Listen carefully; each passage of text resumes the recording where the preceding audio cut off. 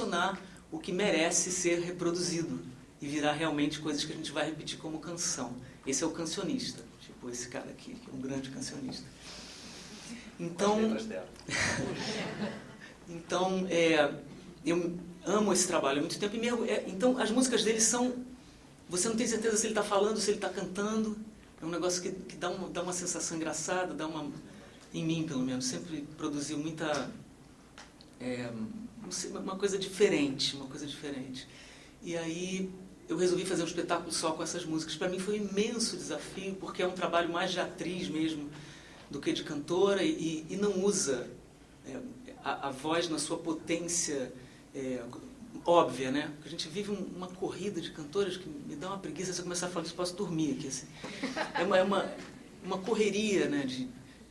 Da potência, dessa potência mais óbvia, que é meio circo às vezes, assim. E o Tati me dá o contrário, o teatro me deu o contrário. Ao invés de abrir a cortina, o que é uma delícia de fazer, abre a cortina, você está com o seu violão, você quer se sentir bonita, afinada, poderosa. E eu tento fazer isso muito na minha música, de um jeito que seja sincero.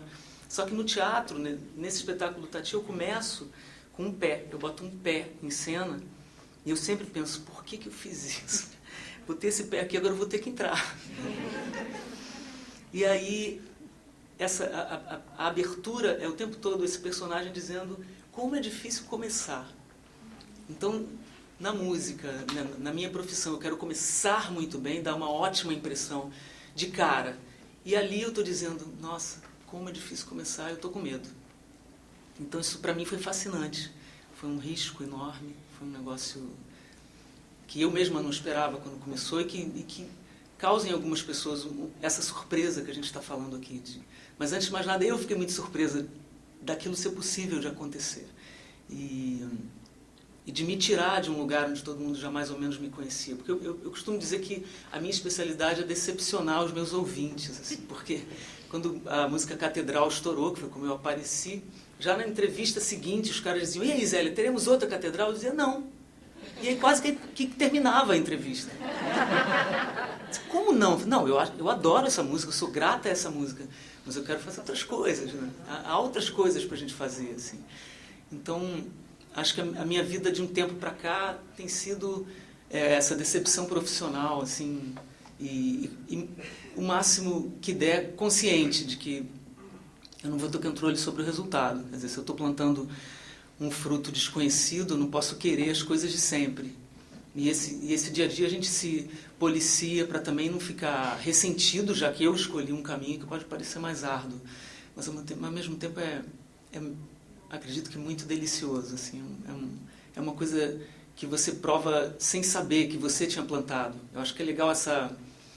A gente estava falando disso ontem, né? Você tem um monte de semente na mão e você fecha o olho e joga para trás. E elas vão nascendo um pouco sem você saber. Acho que não cabe ao artista dizer o que ele está fazendo. Eu não acredito nisso. Quando acontece alguma entrevista que a pessoa fala, você não acha que você fez isso, isso, isso, e que num âmbito, eu falo, quem vai me dizer é você. Você que é jornalista.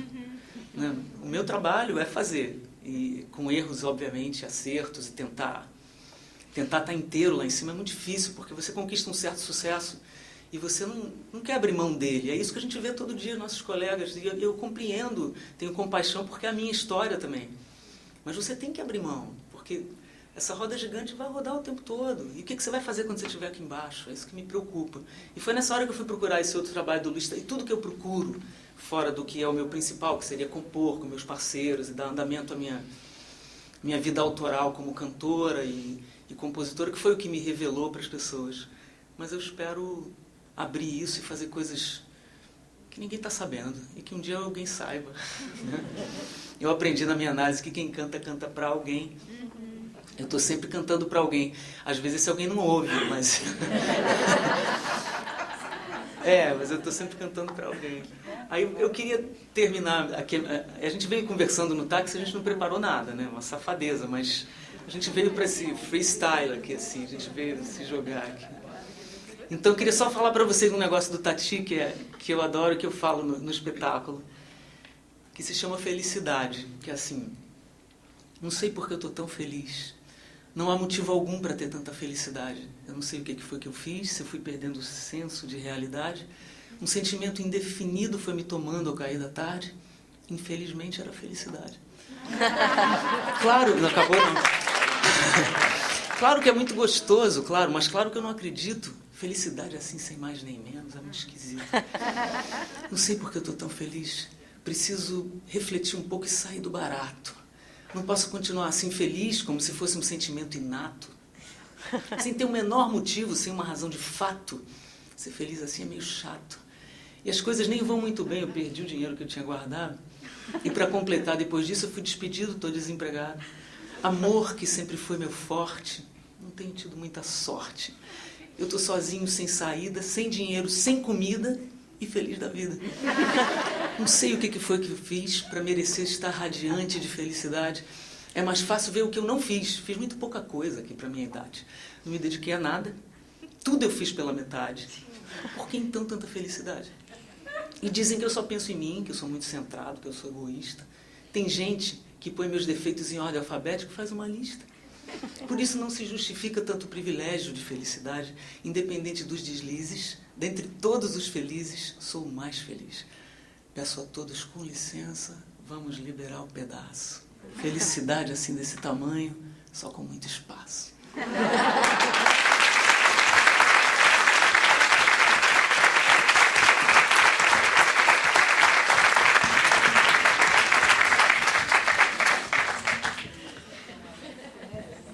Bom, difícil falar depois disso tudo.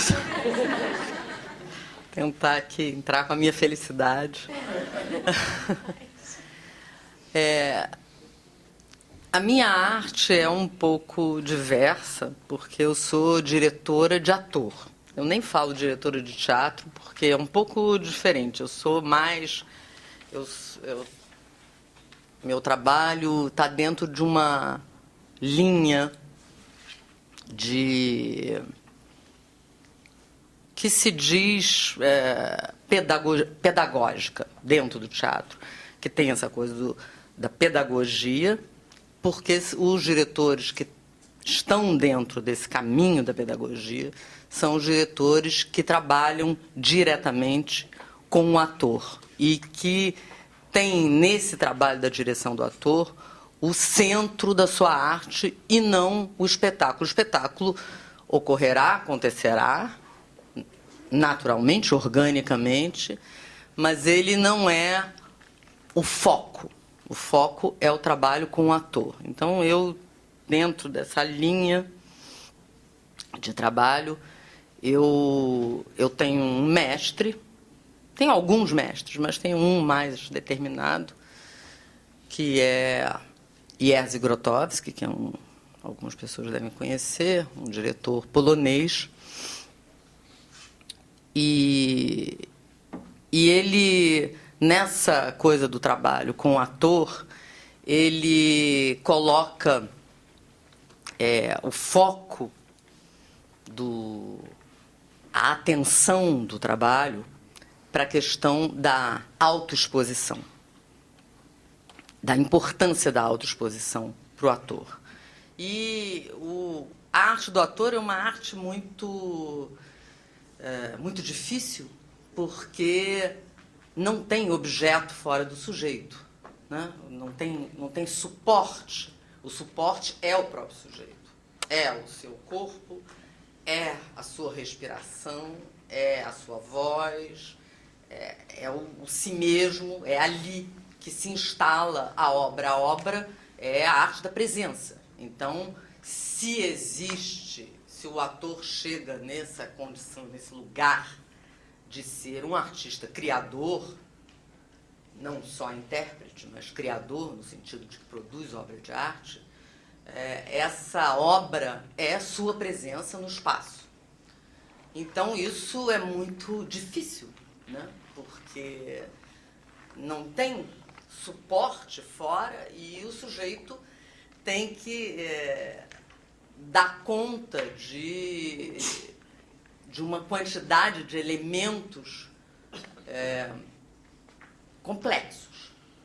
E, nesse sentido, o meu trabalho, eu sempre me identifiquei muito com os analistas, porque tem alguma coisa que a gente pode fazer uma identificação desse lugar do diretor de ator com o lugar do analista. Obviamente que tem imensas diferenças, mas tem algumas coisas que se assemelham.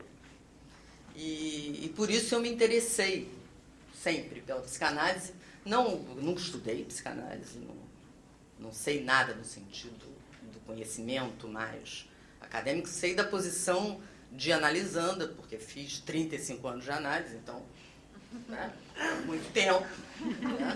Então, ali passei esses anos todos experimentando esse lugar, e esse lugar, frequentar esse lugar me deu muita coisa, me alimentou muito para o meu trabalho com os atores, para eu poder chegar à condição de ser esse outro, que não é bem outro. Né? O Grotowski, quando fala disso, tem um texto dele que se chama O Performer, e que ele fala, é muito interessante isso, tem um fragmento desse texto que se chama o eu. E ele cria esse termo eu, hífen eu, uma palavra composta. E ele diz assim, nos textos antigos da humanidade, aparece muito essa imagem de que o ser humano é dois pássaros. O pássaro que bica e o pássaro que olha. Um viverá, um morrerá. O pássaro que olha é o que viverá e o pássaro que bica é o que morrerá.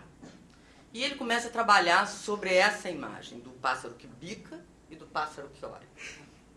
Que é como se o ser humano completo, o sujeito completo, seria esse que tem esses dois, o que bica, que é esse eu que está no mundo, fazendo, agindo, tudo que a gente faz, e tem esse outro que olha, que vê.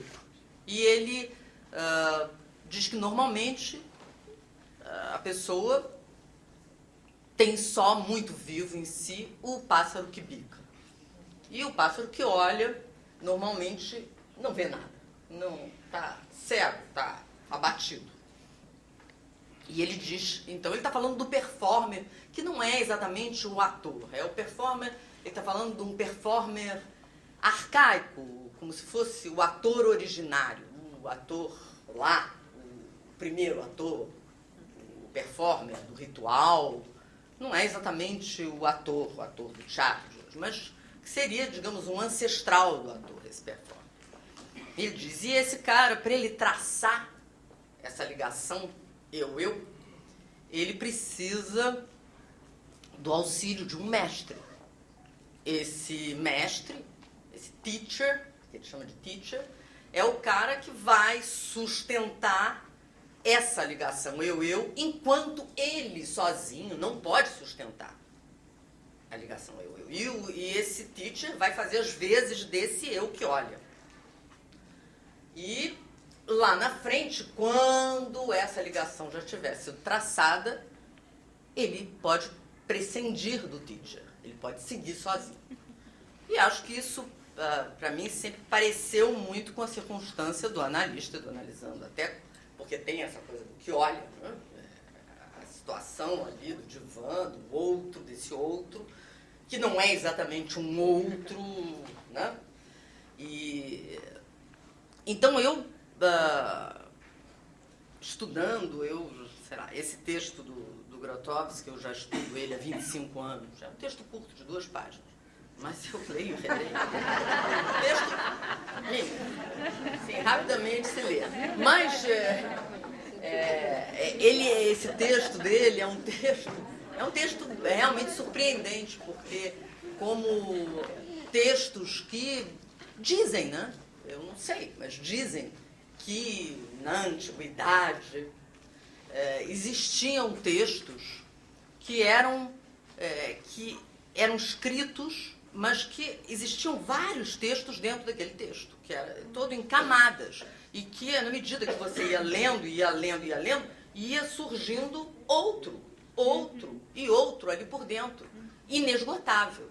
E esse texto dele, eu tenho essa nítida sensação, porque eu estudo esse texto, que é curtíssimo, há muitos anos.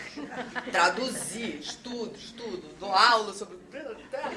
E muitas vezes, quando eu estou lendo, eu digo, mas isso aqui eu nunca tinha lido. Não, peraí. Não, isso aqui realmente eu não... Porque tem essa coisa assim, de uma quantidade de enigmas e de camadas ali por dentro, né?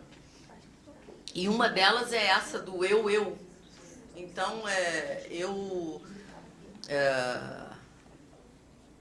me interesso muito por essa possibilidade, né, do trabalho com o ator e de poder trabalhar na direção de chegar nessa coisa que o Grotowski chama de autoexposição, que é, de uma certa maneira, o oposto da exibição, que é o que é comum, né? É muito comum o ator em estado de exibição.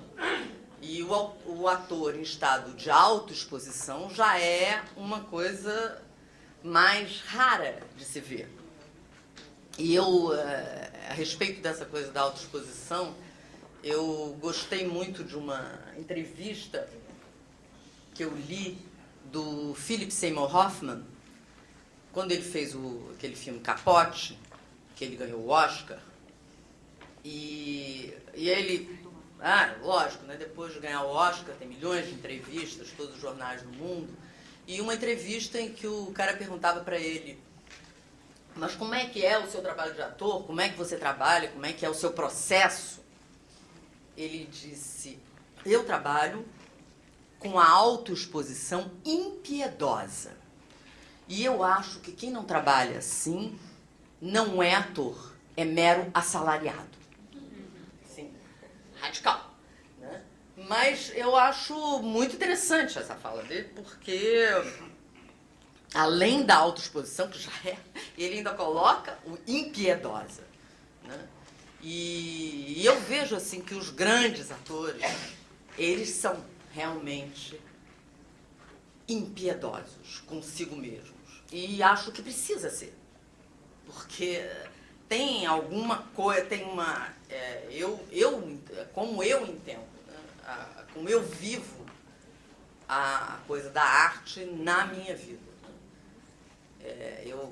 Eu sinto assim que a arte é de uma generosidade imensa, porque se a gente entra nesse âmbito da arte, a gente recebe uma quantidade, uma qualidade de energia e de possibilidades para a vida que é uma coisa assim fabulosa. Mas ela é exigentíssima. Ela exige tudo, né? Você,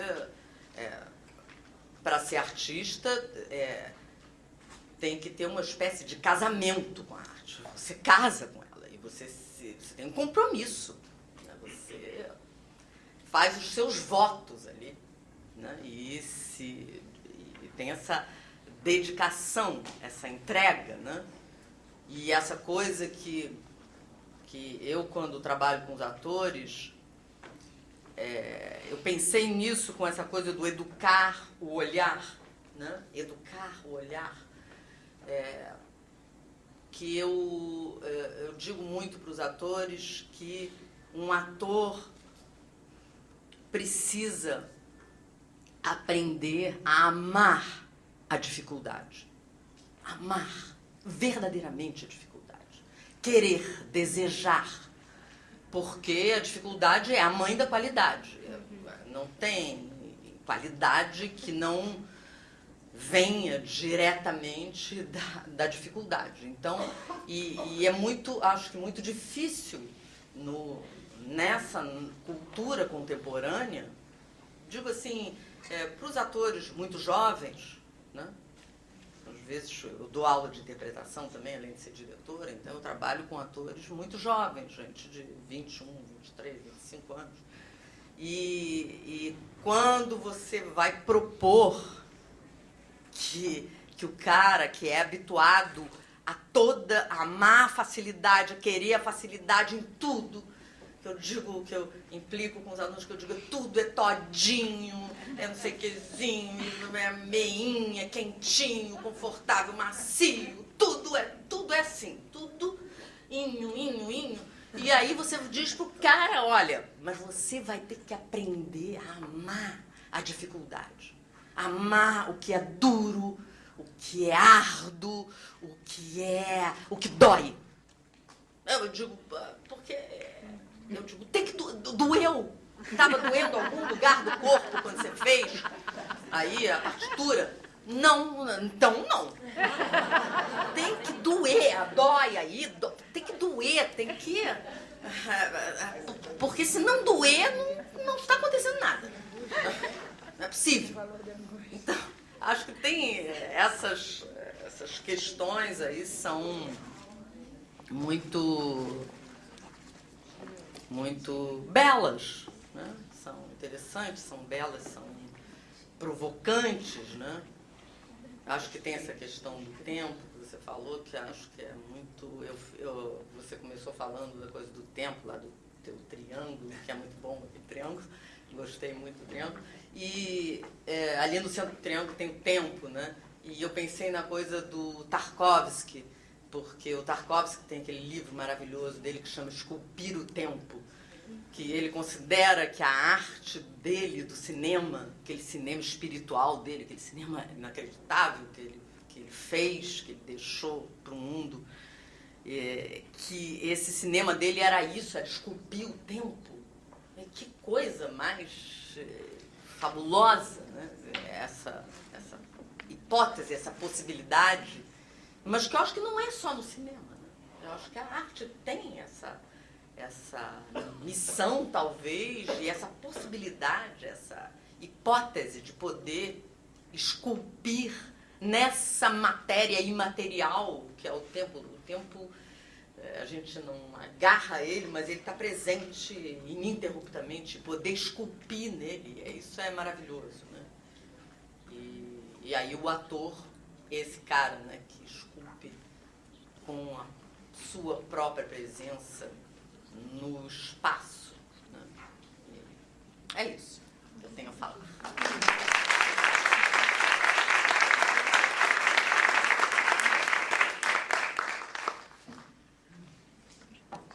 Bom, a gente ainda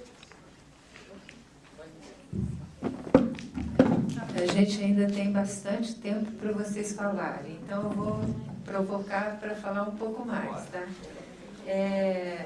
Quando você primeiro falou de produzir em consciência, pelo seu encaminhamento, eu entendi como produzir equívoco, quebra de sentido, novo, né? É mesmo isso? Quebra... Abriu. Acho que o principal é quebra de padrão. Porque a gente já nasce num mundo, numa sociedade padronizada, que tende a se padronizar cada vez mais, né, com padrão de beleza, padrões estéticos, padrões econômicos, e uma exigência de que você seja um vitorioso dentro desse padrão. Então, a primeira coisa é a quebra do padrão, não ter medo da quebra do padrão. É isso que faz realmente com que você atinja ao seu inconsciente. E é claro, atingir o inconsciente você não atinge com consciência. Você penetra num mundo em que você já não tem mais exatamente as regras. Te surpreende, né? Aí a surpresa que foi falada aqui também, né? Você presentear-se de surpresas talvez seja a melhor generosidade que você pode fazer com você mesmo. Vem de quebra de padrão. Se você não quebra padrão, não vai te surpreender nada. O próprio amor, que também foi falado aqui, esperar por um amor novo, geralmente ele não chega. O amor novo chega porque ele te surpreende. Ele vem de algum lugar que você não espera. E essa surpresa faz parte, ela já é como se ela fosse a fagulha inicial do sentimento, né? Te surpreender. Eu falei do tempo e ela falou de cinema, eu fiquei tentado a falar uma coisa que eu falei de tempo puro. Eu vou sair um pouquinho da sua pergunta. Porque o tempo, o tal do tempo cronológico, ele é a medida, o tempo cronológico é aquilo que mede o movimento, né? O tempo cronológico ele vai medir o movimento. O tempo puro que eu falei, ele não tem duração. Quando eu falei que eles são misturados. É difícil, porque se o tempo cronológico a gente já não pega na mão, o tempo puro vai estar realmente num lugar que a gente pode colocar junto do inconsciente, da ideia de abstração, da ideia de delírio. E aí o Deleuze vai chegar até a demência, né? Ele fala que todos nós somos dementes e que alguém só pode nos amar se ama a nossa demência. É fantástico, né? Você saber que você não vai ser amado somente pelas suas virtudes. E aí entra a quebra do padrão. Ou seja, se você quebrar o padrão de que você tem que ser uma virtude em si mesmo, para que o outro o admire como o ser perfeito vencedor.